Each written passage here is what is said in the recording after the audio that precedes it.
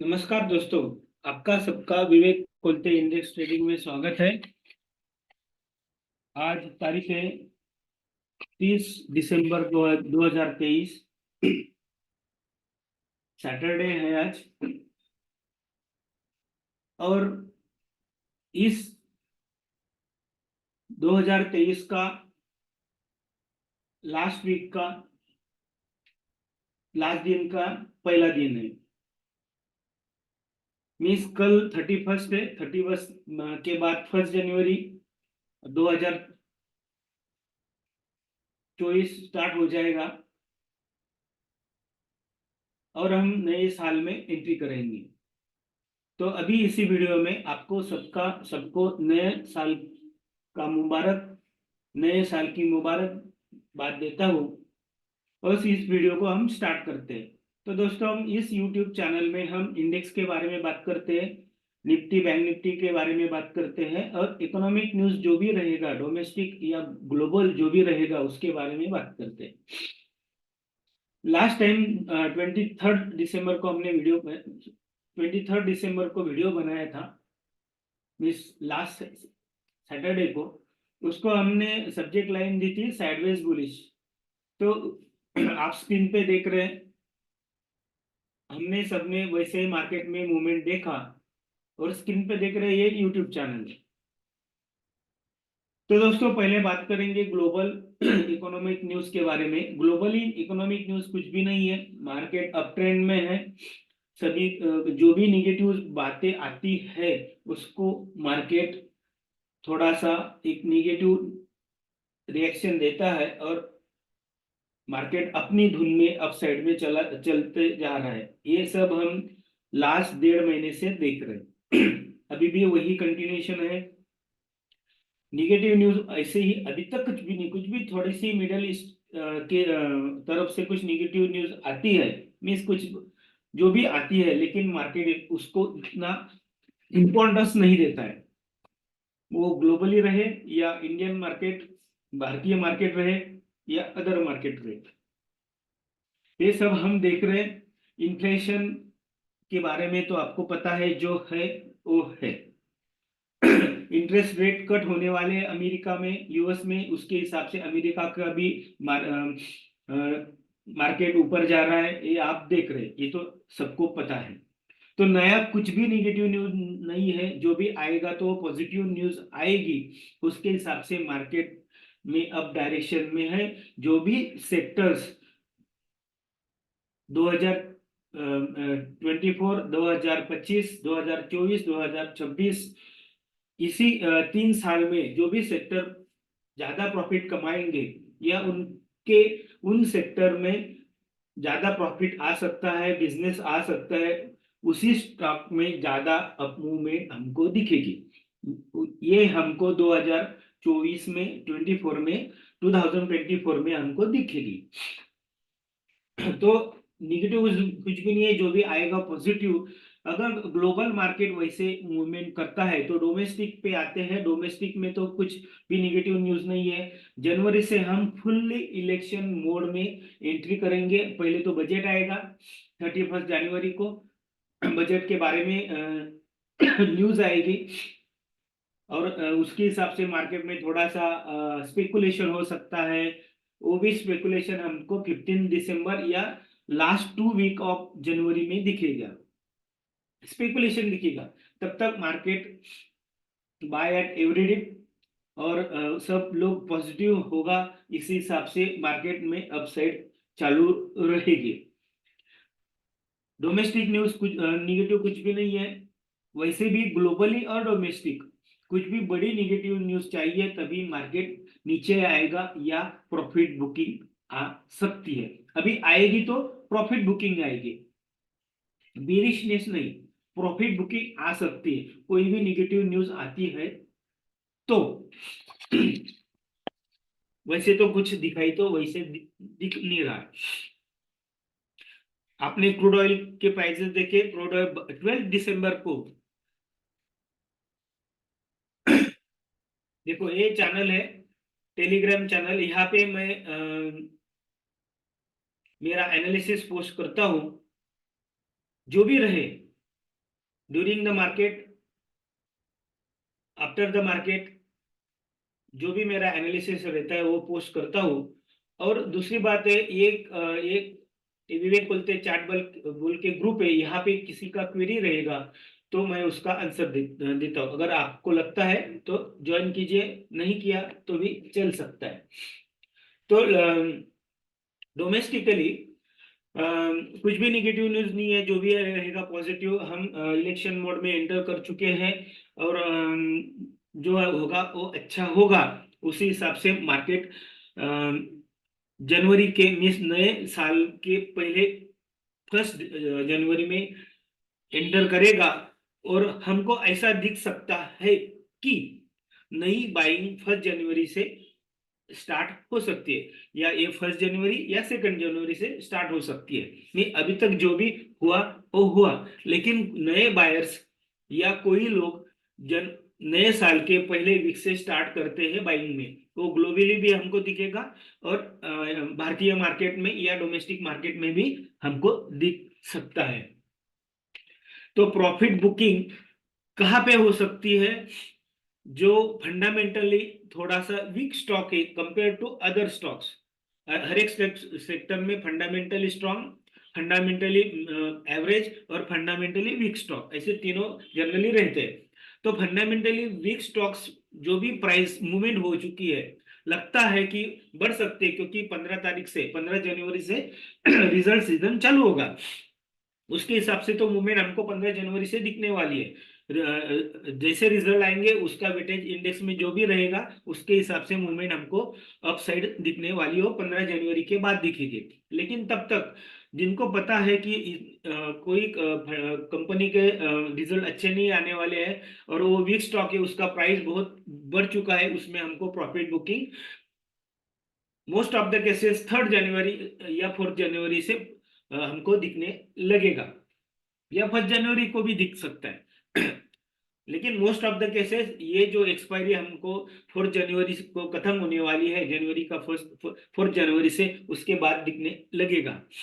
लेकिन जो अच्छे फंडामेंटल स्टॉक है उनका बिजनेस रेवेन्यू अच्छे आने वाला है, प्रॉफिट मार्जिन बनने वाले वाले हैं, ऐसे जो भी स्टॉक्स है वो और ज्यादा ऊपर भागने की कोशिश करेंगे। ये सभी जो मूवमेंट रहेगा ये फंडामेंटल न्यूज पे डिपेंड रहेगा, क्योंकि बहुत लोगों को पता रहता है कि कौन सी कंपनी के रिजल्ट अच्छे आने वाले और एवरेज आने वाले और कम आने वाले। दूसरी बात है, ऑटो सेल्स डेटा 1 जनवरी को आने वाला है।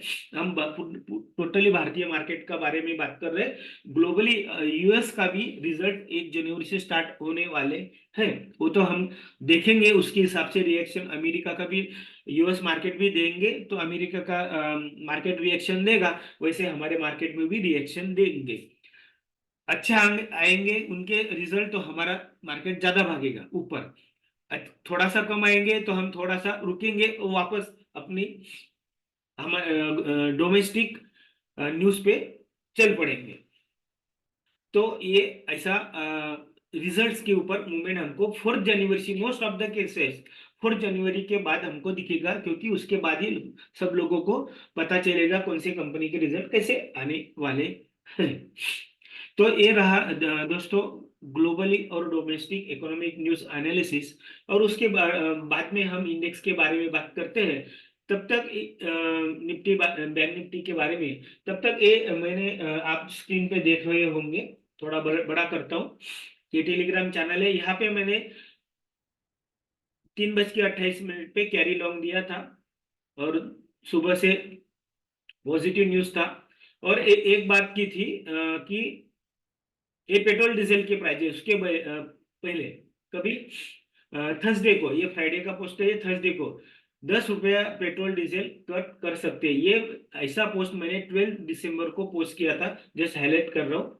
यहाँ पे लिखा था, just looking at the chart of the crude oil prices, उसके हिसाब से ये मैंने एनालिसिस निकाला था कि possibility petrol diesel dash dash dash rupees litre cut in January 24 onwards. ये न्यूज नहीं था, लेकिन जो क्रूड ऑयल प्राइजेस का ग्लोबली जो भी चार्ट पैटर्न दिख रहा था उसके हिसाब से एक एनालिसिस निकाला था। ये जो और अभी उसके ऊपर एक न्यूज आ चुकी है, गवर्नमेंट की तरफ से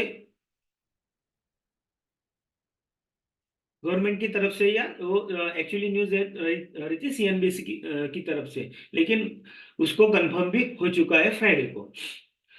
तो ऐसा एनालिसिस आप भी कर सकते हैं और उसके हिसाब से आप ट्रेड भी कर सकते हैं। वैसे आप देख सकते हैं डॉलर इंडेक्स हम मेटल पे बुलिश है। डॉलर इंडेक्स और नीचे जाने वाला है।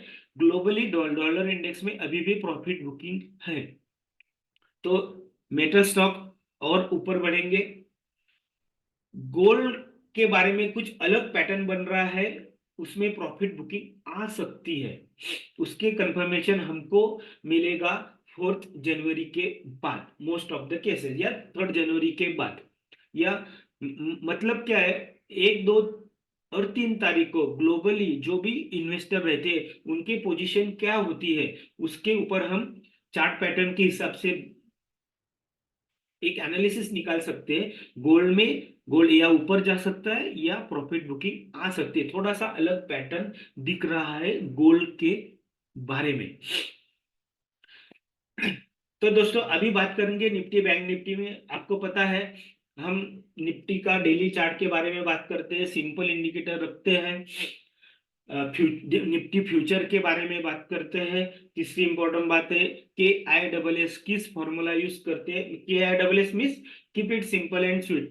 जिन्होंने मैनेजमेंट किया है, एमबीए किया होगा या मैनेजमेंट के अदर्स कोर्सेज जो भी रहेंगे, डिप्लोमा, पोस्ट ग्रेजुएट और एमबीए, उनको के आई डबल एस फॉर्मूला पता होगा। Keep it simple and sweet ऐसे रखेंगे तो आपका सक्सेस रेशियो या प्रॉफिट रेशियो अच्छा आता है। अभी तक हमने देखा, इसलिए हम वीकली वीडियो बनाते हैं। तो दोस्तों पहले हम निफ्टी के बारे में बात करेंगे। और मोस्ट ऑफ द केसेस हम पैरेलल लाइन, कुछ ट्रायंगल पैटर्न्स, देन इसके ऊपर हम बात करते हैं। और आरएसआई आप देख रहे हैं नीचे। अदर इंडिकेटर है, मैं ज्यादा से ज्यादा 5 इंडिकेटर यूज करता हूँ। ज्यादा इंडिकेटर यूज करने के बाद कंफ्यूजन होता है, इसलिए एंट्री एग्जिट लेवल हमको एग्जैक्ट नहीं मिलती है। कभी कभी हम होल्ड करते हैं और स्टॉक नीचे आ जाता है, इसलिए कम से कम इंडिकेटर यूज करते हैं, क्योंकि entry point also is important. तो दोस्तों ये देखो 23 को हमने बनाया था। देखो ये 21 है, ये 22 है, ये 26 है। मैं यहाँ पे आप कर्सर देख रहे होंगे। 21,427 निफ्टी क्लोज हुआ था फ्यूचर में। मिस कहाँ पे था? रेजिस्टेंस पे था, मिस ब्रेकआउट पे था, अप ट्रेंड चैनल का टॉप लाइन पे था। लेकिन बाद में निफ्टी ने ब्रेकआउट किया और जो हमने सोचा था, धीरे धीरे साइडवेज बुलिश, ये जो सब्जेक्ट लाइन थी तो साइडवेज बुलिश, क्योंकि ड्यूरिंग द डे ऊपर नीचे होने के बाद क्लोज में ऊपर ही क्लोज होता था। और निफ्टी ऊपर ब्रेकआउट करके, मीन्स देखो ये सपोर्ट था, इसको रीटेस्ट करने के बाद अगर सपोर्ट रीटेस्ट होता है तो कभी भी ध्यान में रखना, एक बड़ी अप मूव या डाउन मूव मीन्स क्या, रेजिस्टेंस रीटेस्ट, और अप में सपोर्ट रीटेस्ट, ये होने के बाद उसी डायरेक्शन में बड़ी अप मूव आती है।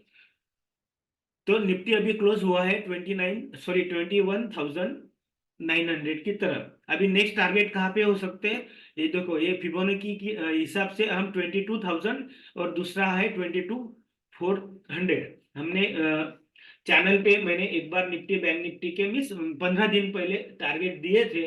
आप पीछे जाके आप उसको देख सकते हैं, उसमें टारगेट आता है 22,400 मीन्स अपर ट्रेंडिंग, जो ट्रेडिंग रेंज है तो अभी होगी 22,000 ये एक trending line means trade range होगी, ऐसा तभी एनालिसिस के हिसाब से था। वैसे बैंक निफ्टी में भी दिया हुआ है। उसके बारे में बात करते हैं। आरएसआई देखेंगे तो आरएसआई में ये जो रेड लाइन है 9 EMA का एवरेज लाइन है, 9 EMA का लाइन है। तो 9 EMA का को टच करके वापस आरएसआई ऊपर है, लेकिन अब आरएसआई अभी भी ओवरबॉट जोन में नहीं है। एक चांसेस है वापस ऊपर जाएगा। तो जब भी आरएसआई ऊपर जाएगा तो निफ्टी भी ऊपर 22,400 की तरफ जाएगा। अभी सपोर्ट रेजिस्टेंस की बात करते हैं, सिंपल है। बड़ा सपोर्ट है 21,100, बड़ा रेजिस्टेंस है 22,000। और शॉर्ट टर्म में देखेंगे, वीकली देखेंगे तो 21,700 ये सपोर्ट है, और 22,000 ये रेजिस्टेंस है। आप ओआई डेटा अगर देखते होंगे तो ओआई डेटा में आपको 22,000 में बड़े कॉल राइटर खड़े हैं। OI data, OI channel, OI data का एनालिसिस करते होंगे तो आपको दिखेगा 22,000 के यहाँ पे ज्यादा कॉल राइटर है। अगर मान लो मंडे को वापस गैप अप होता है या ट्यूसडे को हम 22,000 को क्रॉस करते हैं तो वापस शॉर्ट कवरिंग आएगी और हम जाएंगे 22,400, क्योंकि निफ्टी के जो कंपोनेंट्स है, मिस रिलायंस में, रिलायंस अभी ब्रेकआउट की जगह पे है। अगर रिलायंस में ब्रेकआउट आ गया, मान लो बहुत बड़ा ब्रेकआउट आ गया, तो रिलायंस में एक एनालिसिस दिया था, जस्ट दिखाता हूँ। रिलायंस, सॉरी,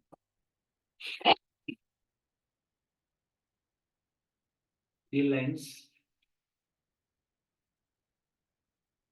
देखो एक बहुत पुराना था, तभी 26,000 था, बराबर है। ये कब का था? 31 अक्टूबर का। तभी 26,100 की तरफ तो रिलायंस है। उसके बाद में एक कहाँ पे तो भी लिखा था,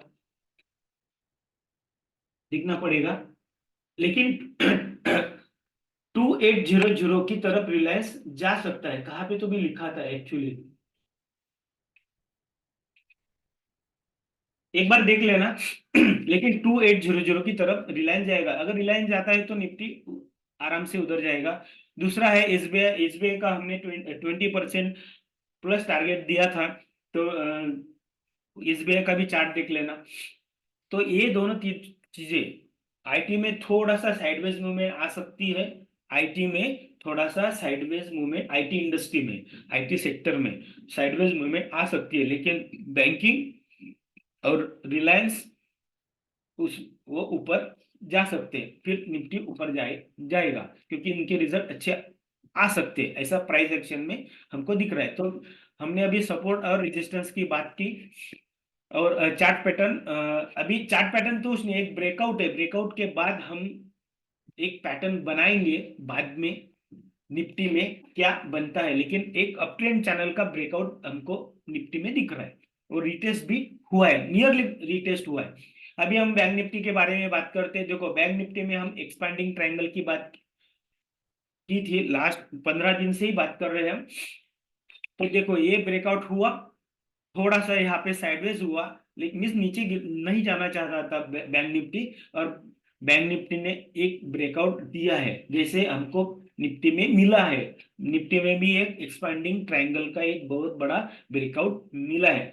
कब मिला? वो इलेक्शन रिजल्ट के पहले, तभी जस्ट मिला था। एक इलेक्शन रिजल्ट आने के बाद आपने सबने सब कुछ देखा। तो अभी बैंक निफ्टी में वैसा ही, अगर ये देखो, ये लाइन यहाँ पे ज्वाइन कर सकते या यहाँ पे ज्वाइन कर सकते, कहाँ भी ज्वाइन करेंगे तो आपको एक एक्सपांडिंग ट्रायंगल, एक लाइन और दूसरी लाइन हमको दिखती है। और एक इलीट वेव के हिसाब से आप ABCD 1 2 3 4 लगा सकते, आपको और क्लियरिटी हो जाएगी। आप अगर स्टडी करते होंगे तो आप और क्लियर हो जाएंगे। और यहाँ पे देखेंगे आरएसआई, आरएसआई वापस सपोर्ट लेके ऊपर ही है। अभी बैंक निफ्टी में सपोर्ट रेजिस्टेंस की बात करते हैं तो एक ओवरऑल बैंक निफ्टी का इमीडिएट सपोर्ट है 48,300, बराबर है। ये यहाँ पे ब्रेकआउट मिला था, मीन्स 48,300 का एक सपोर्ट है।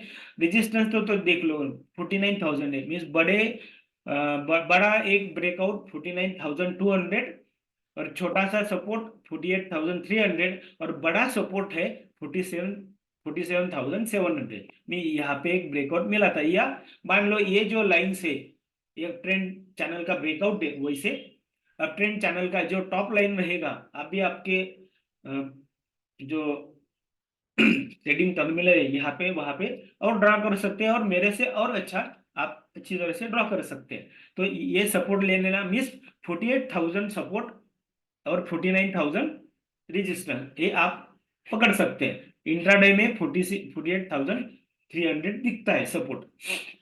तो ऊपर नीचे बैंक निफ्टी कभी भी भागता है, आपको तो पता है। फिर कैसे शॉर्ट्स ट्रिगर होते हैं और शॉर्ट्स करने वाले भागते हैं, आपने देखा होगा। पुट राइटर हो या कॉल राइटर हो, दोनों तरफ होता है। तो ये निफ्टी बैंक निफ्टी का सपोर्ट रेजिस्टेंस और पैटर्न, यहाँ पे पैटर्न कुछ नहीं है, ब्रेकआउट पे ही है। नेक्स्ट वीक में क्या पैटर्न बनता है हम बाद में और एक पैटर्न बनाएंगे, बन रहा है, लेकिन नेक्स्ट वीक का जो वीडियो बनाएंगे उसमें हम उसके बारे में निफ्टी और बैंक निफ्टी में एक ये बड़ा पैटर्न है और छोटा पैटर्न एक बन रहा है, वो हम उसके बारे में बाद में बात कर नेक्स्ट वीक की वीडियो में बात करेंगे। हम अभी डाउ जोन्स के बारे में बात करेंगे, हर बार हम उसके बारे में बात करते हैं। तो डाउ जोन्स अप ट्रेंड, देखो नीचे आने के बाद ऊपर आया अप ट्रेंड चैनल में, और कहाँ पे खड़ा है डाउ जोन्स, अभी आर पे है, मीन्स 37,800।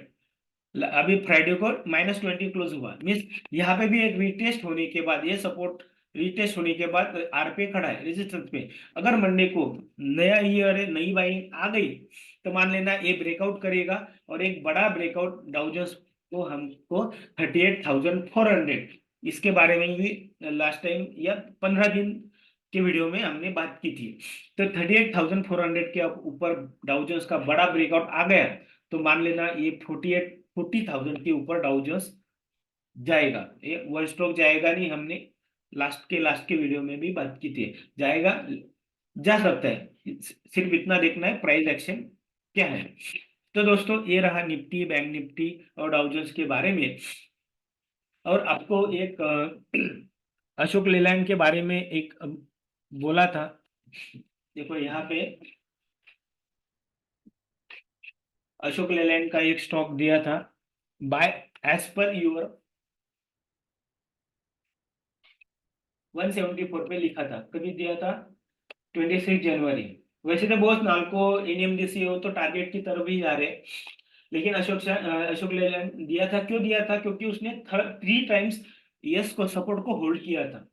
3 टाइम्स, अगर ऐसा होता है तो बड़ा ब्रेकआउट आता है। तो आपने देखा हो, अशोक लेलैंड कल फ्राइडे को, क्योंकि ऑटो सेल्स के डेटा उनके अच्छे आने वाले, ऐसा एनालिसिस है, अभी वो देखते तो एनालिसिस देखो 174, मान लो यह यहीं पे घूम रहा था, लेकिन अभी एक क्या है, एक सिमेट्रिकल ट्रायंगल बन रहा है, बराबर है, और यहाँ पे ब्रेकआउट पे जस्ट ब्रेकआउट को टेस्ट करके नीचे क्लोज हुआ है, मीन्स ब्रेकआउट है 183। अगर मान लो मंडे को अशोक लेलैंड 183 के ऊपर सस्टेन होता है या ऊपर जाता है, तो फिर अशोक लेलैंड जाएगा 200 की तरफ, और 200 पे जाने के बाद एक बड़ा ब्रेकआउट लॉन्ग टर्म में, अगर आप वीकली चार्ट करते हैं तो बड़ा ब्रेकआउट आ सकता है अशोक लेलैंड में, वो बहुत दिनों से पेंडिंग है compare to other auto stocks. Ashok Leyland का रिजल्ट क्या आते हैं 1 जनवरी को आपको पता चलेगा, ऑटो सेल्स डेटा, अगर वो अच्छे आते हैं तो आप समझ लेना 200 की तरफ जाएगा अशोक लेलैंड। हम बात करेंगे अभी डॉलर इंडेक्स के बारे में, आता है कि नहीं पता नहीं।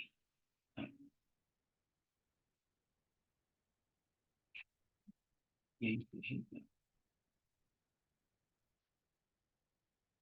डॉलर डी वाई एक डी एक्स वाई, देखो डॉलर इंडेक्स का चार्ट, एक ब्रेकआउट मिला, एक डाउन ट्रेंड लाइन थी, मीन्स यहाँ पे ब्रेकआउट मिला वो 30 अगस्त को, वहां पर यहाँ पे रेजिस्टेंस खाया, मीन्स 0.5 जो फिबोनाची की है, वहां पे रेजिस्टेंस खाया 2 बार, उसके बारे में नीचे आ गया, अभी वापस वो डाउन ट्रेंड चैनल में एंट्री किया, जैसे डाउ जोन्स नीचे आने के बाद अप ट्रेंड के चैनल में एंट्री किया है, वैसे यूएस डॉलर का इंडेक्स नीचे आके किया है। अगर मान लो यही पे 102 के नीचे ही अगर डॉलर इंडेक्स रहता है, तो डॉलर इंडेक्स धीरे धीरे जाएगा 97 की तरफ, अगर 97 की तरफ जाता है तो मान लेना मेटल स्टॉक, जो मेटल स्टॉक है वो कहाँ पे जा सकते, आप सोच सकते हैं। और वैसे इम्पोर्ट मैंने दो तीन बार चैनल पे लिखा है एक कंपैरिजन यूएस डॉलर और यूएसडी आईएनआर। देखो सेम है, डॉलर इंडेक्स नीचे जा रहा है लेकिन यूएसडी आईएनआर नीचे नहीं आ रहा है। यहाँ पे एक लग रहा है मुझे कि रुपी स्ट्रांग होगा, 83 के नीचे जाएगा, इसको पकड़ के रखा है। क्योंकि क्यों, आईटी के रिजल्ट कैसे आएंगे, अगर आईटी इंडस्ट्री के रिजल्ट अच्छे नहीं आते हैं तो समझ लेना फिर रुपया और स्ट्रांग होगा और आईटी स्टॉक गिरेंगे और यूएसडी आईएनआर नीचे गिरेगा। अगर यूएसडी आईएनआर नीचे गिरता है तो अदर इक्विटी स्टॉक्स कहाँ पे जा सकते हैं आप सोच लेना। ये भी एक इंडिकेटर है, डॉलर इंडेक्स है इंडिकेटर है, ये इंडिकेटर है आईटी स्टॉक में। आईटी स्टॉक नीचे जाएंगे लेकिन अदर जो स्टॉक्स है ऊपर जाएंगे, तो इंडेक्स में उसके अकॉर्डिंग मूवमेंट आ सकती है। तो दोस्तों हमने Nifty, bank Nifty, Dow Jones, dollar index, USD INR इसके बारे में बात की, इकोनॉमिक न्यूज डोमेस्टिक ग्लोबली उसके बारे में बात की। और नेक्स्ट वीक में मैं मेरा खुद का जो स्टॉक एसआईपी का जो चार्ट रहता है वो चार्ट भी आपको दिखाऊंगा। मीन्स 3 जनवरी को 1 साल होता है उसको, अभी 3 जनवरी नेक्स्ट वीक में आएगी, तभी उसका आप compare to Nifty stock, Nifty index उसका चार्ट मैंने बनाया है, वो आप देख सकते हैं। वैसे आप भी बना सकते हैं, आप भी कर सकते हैं। मैंने हर बार हर साल में जनवरी में उसके बारे में बात करता हूँ। और आप भी स्टॉक एसआईपी अच्छे स्टॉक, वो एसआईपी स्टॉक्स में उसमें स्टॉक निकलते भी है, ऐड भी करते हैं। जैसे निफ्टी में साल भर में होता है, मेरा एसआईपी स्टॉक में प्रॉफिट परसेंटेज आने के बाद वो निकलता है और दूसरे स्टॉक में एंट्री होता है। उसके बारे में हम नेक्स्ट वीक में बात करेंगे उसी चार्ट के उसके चार्ट के बारे में। तो तो नया साल आपको मुबारक होगा, अच्छा होगा।